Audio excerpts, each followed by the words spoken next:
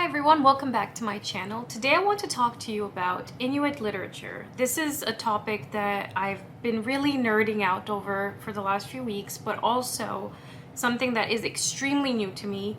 The more I read about it, the more there is to learn. I want more people to find out about these because they're incredible, they're wonderfully illustrated, and they hold a lot of knowledge that would otherwise have been lost had these people not taken the time to record oral histories and information, and even the artists are just out of this world.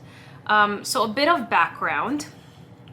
When I'm talking about Inuit literature, I mostly refer to authors, illustrators, and storytellers from Nunavut, which is the northern kind of province territory of Canada, and also parts of Greenland. Now, all of these books are from the same publisher, which is Inhabit Media. Inhabit Media is the first Inuit-owned independent publishing company in the Canadian Arctic. Now, they recently opened a physical bookstore in Toronto. Again, this is an Inuit-owned independent bookshop. They specialize in publications from Nunavut. They have many children's books, young adult books, illustrated anthologies, a section that's nonfiction, with a lot of information for adults as well. They have toys and blocks and puzzles, all in the spirit of the North. Some, if not most of the books, are written both in English and in Inuktitut. Now, my limited understanding is that Inuktitut is the language that we refer to it kind of outside of the area, but actually when you're in Nunavut, they refer to the three different dialects as kind of separate because there are differences and they have different titles. And if you are more interested in learning about the language and about Inuktitut, there are books on that as well at the stores and online. Inuktitut uses syllabics. There are many similarities between the Cree syllabic and the Inuktitut, and there's a lot more on that. I can put some information down below. I have not thought about the landscape or anything to do with Nunavut since doing research on the Franklin expedition, and the fact that such horrifying stories came out of that expedition with so much death, and even like horror novels were inspired by it afterwards. I think there's even a TV show. You kind of get a sense of the landscape that we're dealing with. And the landscape is a huge element in most of these stories. The tundra, the water, the animals, they're all a huge part of the stories. They make an even more significant appearance in the horror stories that we're gonna look at.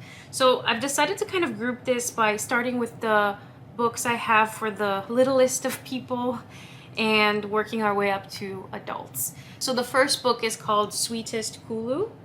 And Kulu is also a term of endearment in Inuktitut. It kind of means like beloved one or dearest one. It is beautifully illustrated. I should mention that all of the illustrators that I'll mention today, I will link their social media platforms down below, so you can take a look at more of their artwork if you're interested.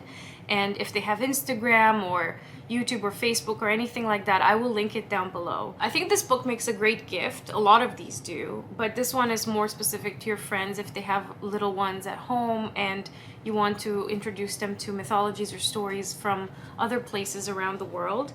This is more kind of like a nursery rhyme almost, and it has beautiful illustrations about the animals kind of welcoming the arrival of this new baby and how precious this baby is in their lives. Now, for slightly older children, and these work as well for adults who just like a good story, the dreaded ogress of the tundra. This is an ogress known as the Arnattaujuq, and she kind of resembles what I've seen in other mythologies, the monster in the forest, Grendel's mom kind of figure. And she is always on the tundra walking around, and she looks for children who are unsupervised. I think this is kind of like a fairy tale or a story kind of to inspire children to stay close to safety. There are a few stories in here, and some of them are kind of what happens to some kids who wander around. She is kind of scary looking, and she has this sort of backpack pouch thing that's made out of bones. Very, very scary. But there's also kind of elements of trickster figures who try to outwit her and outsmart her.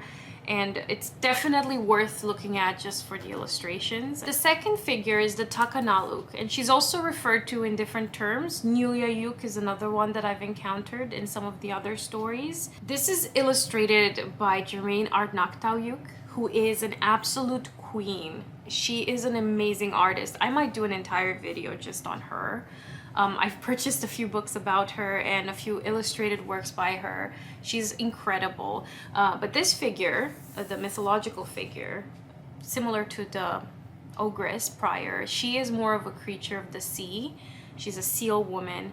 To me, this one resembled a lot of the mythology that I've encountered from the Isle of Man, like the Manx fairy tales and the Faroe Islands, with kind of the seal woman. And in this one, you get to follow her origin story and her interaction with her father and the people on land and kind of how she became who she is. Absolutely stunning. Now, this book is called How Things Came to Be, Inuit Stories of Creation. It is a bit reminiscent of something like Hesiod, you know, where you have the land and people and animals at first being one and the same and then slowly separating and seeing differences. There's one story in here that sticks with me where the land just started producing babies out of thin air and then people just come across them. There's a story about how caribou came to be, the moon and the stars, just kind of etiological, explaining the origins of a lot of things around us and the elements, rather than legends about particular people. Now, this book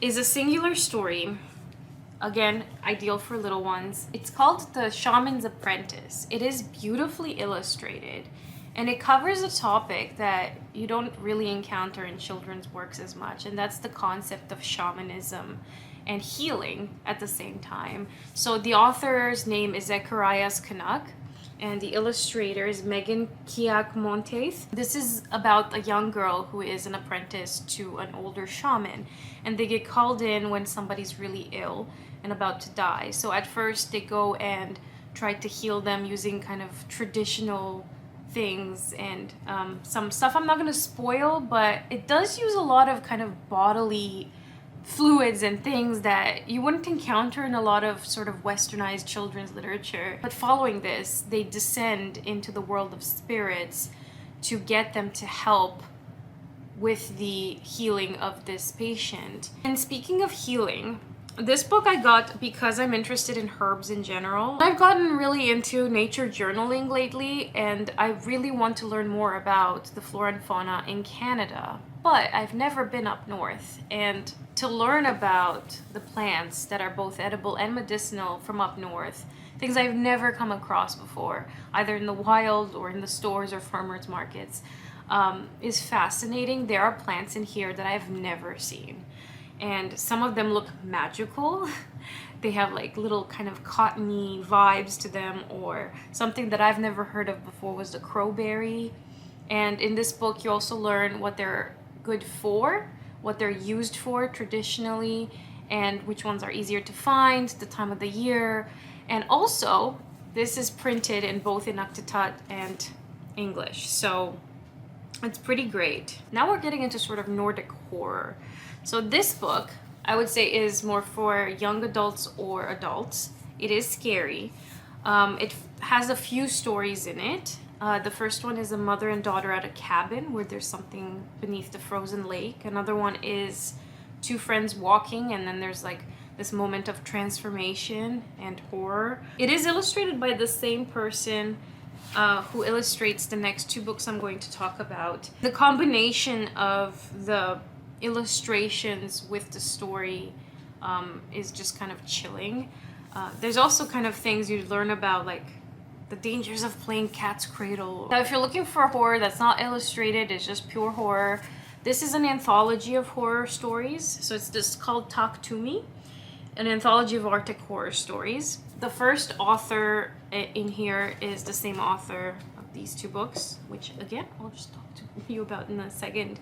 And then there's a few others which I haven't encountered in any of the other books. I'm not very good with horror in general. I prefer weird fiction. Things like this kind of stay with me for many, many weeks afterwards. Like there's this one story in here called The Door, where this door just magically appears in random places and you're not supposed to open it. And then, I don't know, just the way that it was described, it just kind of stayed with me for a long time. You will notice time and time again that the landscape is a huge element in the fear or in the horror element.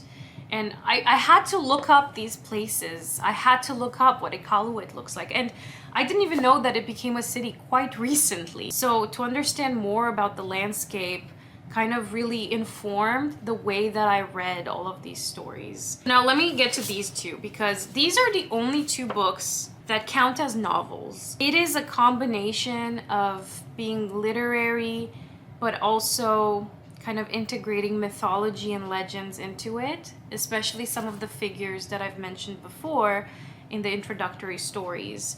So Those Who Run in the Sky is the only book I've had for several years. I think I featured it in a video I made on Indigenous literature as a whole, because it was the only one that I had at the time. But since then, there's been a sequel.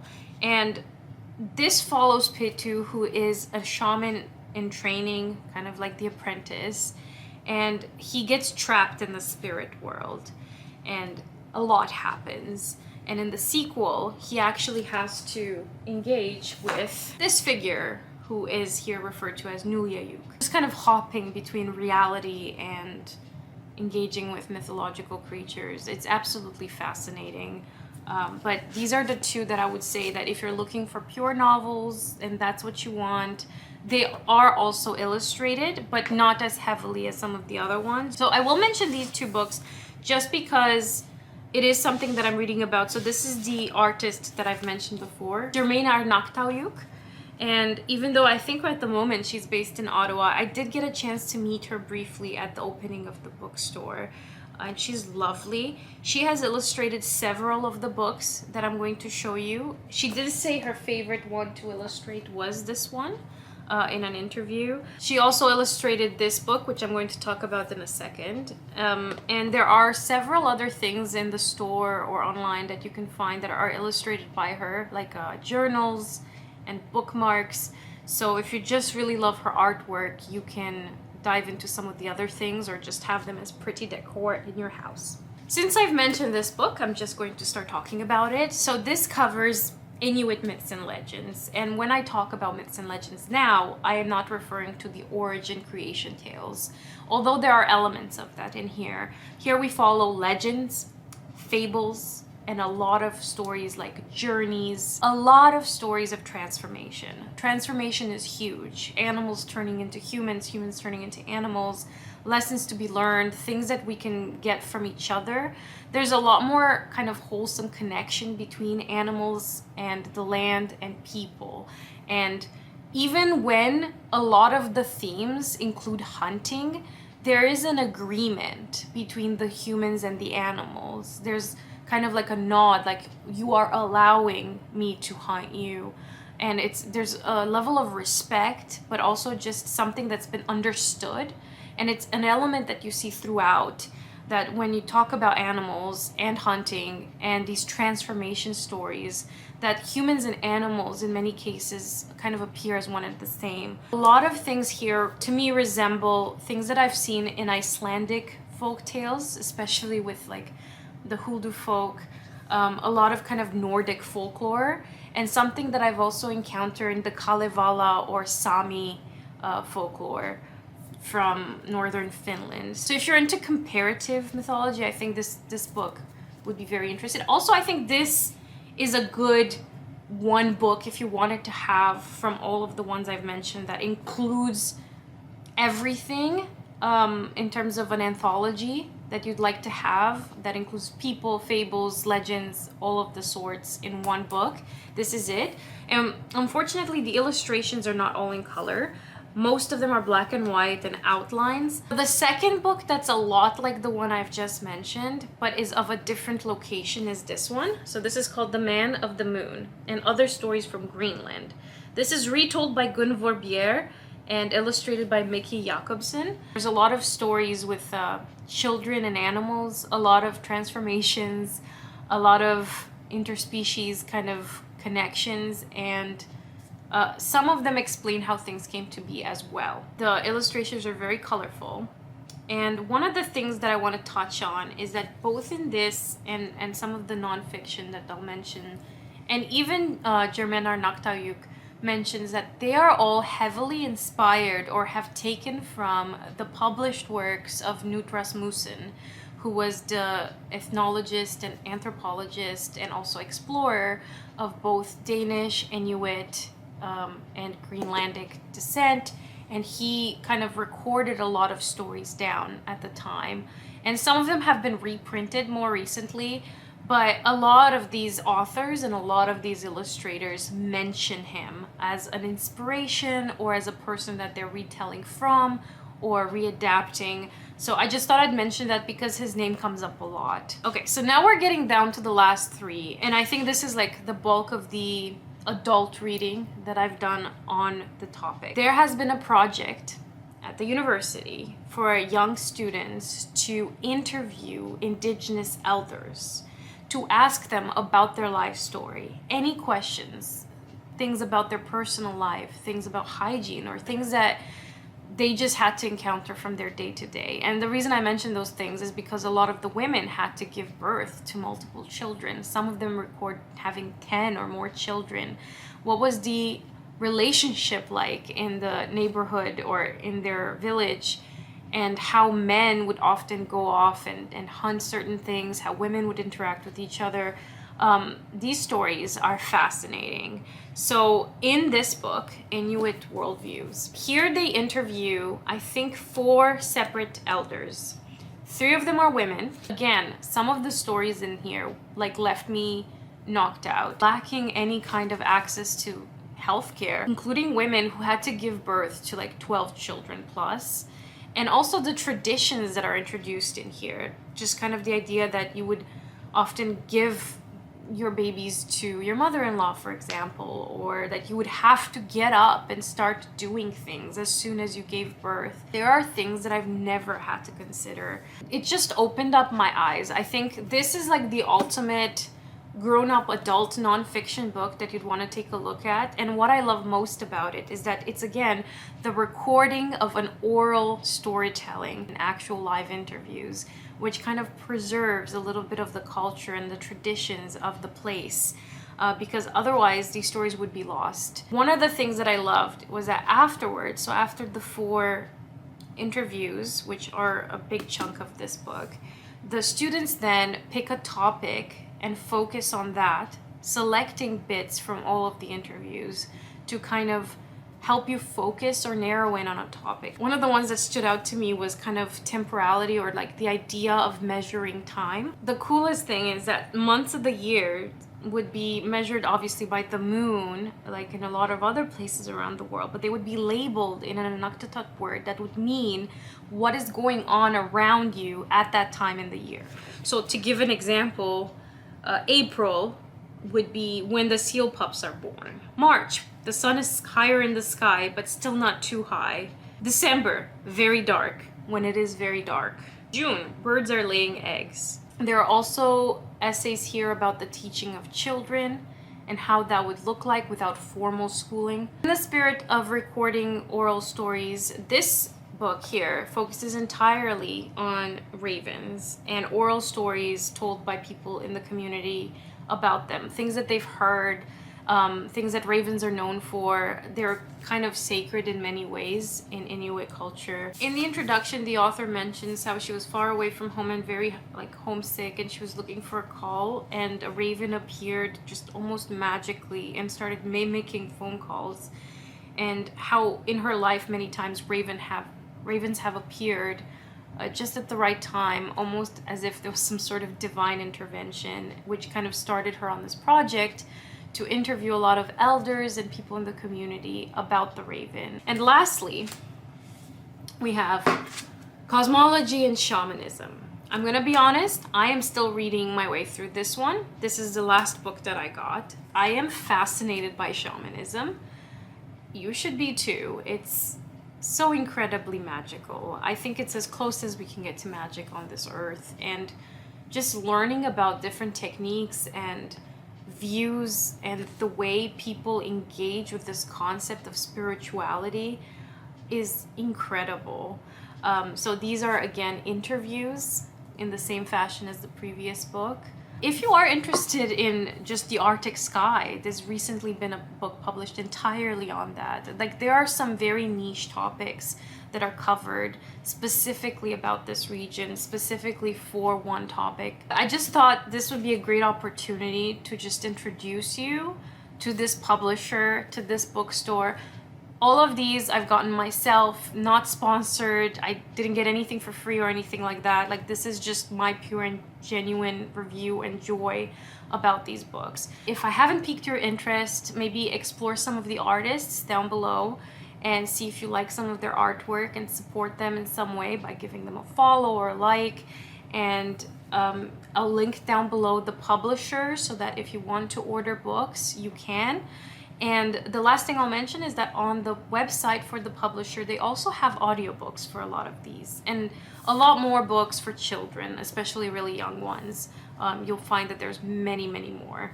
Thank you if you stayed with me all the way to the end. I will see you in my next video.